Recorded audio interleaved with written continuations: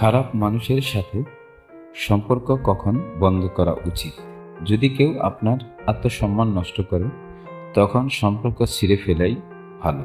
সব সম্পর্ক রক্ষা করা উচিত নয়, কিছু সম্পর্ক শেষ করা কর্তব্য। সম্পর্কের মানে এই নয় যে সবকিছু আপনার মেনে নিতে হবে। আপনার নিজের শান্তি যেখানে নেই, শুধু শুধু সেখানে থাকা উচিত নয়। পারস্পরিক সম্পর্কে সঠিক আচরণ কি? সম্পর্কের মূল হচ্ছে শ্রদ্ধা, ভালোবাসা তার ফল। একে অপরকে ছোট মনে করলে সেই সম্পর্ক কখনোই স্থির থাকে না। পুরুষের দায়িত্ব ভালোবাসা, নারীর দায়িত্ব সম্পর্ক ধরে রাখা। সম্মানে চিরস্থায়ী সম্পর্ক স্থির রাখার আসল চাবিকাঠি। সঠিক মানুষের সাথে জীবনযাপন।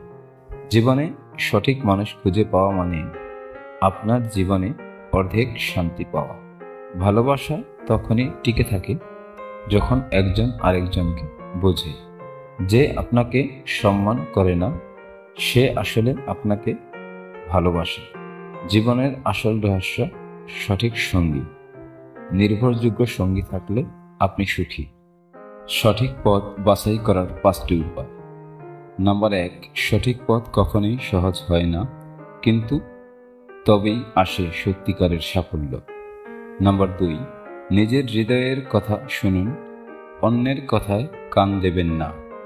নাম্বার 3, সব সময় সত্য ও ন্যায়ের পক্ষে দাঁড়ান, সেটাই প্রকৃত শক্তি।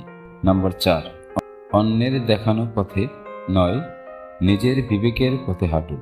নাম্বার 5, জীবনে যদি ভালো কিছু থাকে, অবশ্যই তা সঠিক পথের ফল।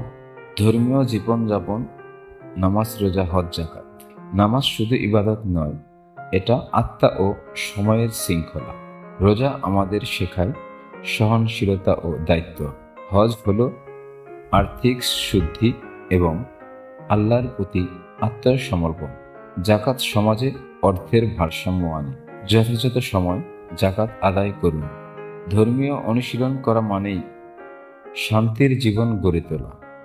সঠিক পথে চলতে সামাজিক মোকাবেলা কিভাবে করবেন? সবাইকে খুশি করা সম্ভব নয়, তাই নিজের স্বপ্নকে আগলে ধরুন। যখন আপনি জানেন আপনি সঠিক, তখন স্থির থাকুন, নিজের উপর আস্থা রাখুন।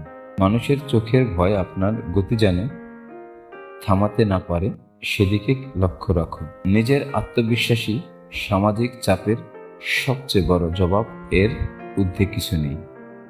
জীবনে সত্যিকারের বন্ধু কিভাবে পাবেন? সত্যিকারের বন্ধু বিপদে পাশে থাকে, সুযোগ বুঝে আপনার মনে কষ্ট দেবেন। বন্ধুত্ব মানে জীবনে যত বোঝাপড়া আছে, বিশ্বাস আর ভরসা কাটিয়ে তোলা। যারা চলার পথে ভুল ধরিয়ে দেয়, তারাই আপনার প্রকৃত বন্ধু। একজন সত্যিকারের বন্ধু কখনোই আপনার বিশ্বাস ভাঙবে না, যত কষ্ট হোক। পরস্পরের প্রতি দয়া ও সহানুভূতির গুরুত্ব। দয়া এমন একটি ভাষা যা বোবা মানুষও বুঝতে পারে। সহানুভূতি মানে অন্যের যন্ত্রণাকে আপন করে নিজের মনে নেওয়া। যারা বিপদে মানুষের পাশে দাঁড়ায়, তারাই প্রকৃত মানুষ দুনিয়ার বুকে।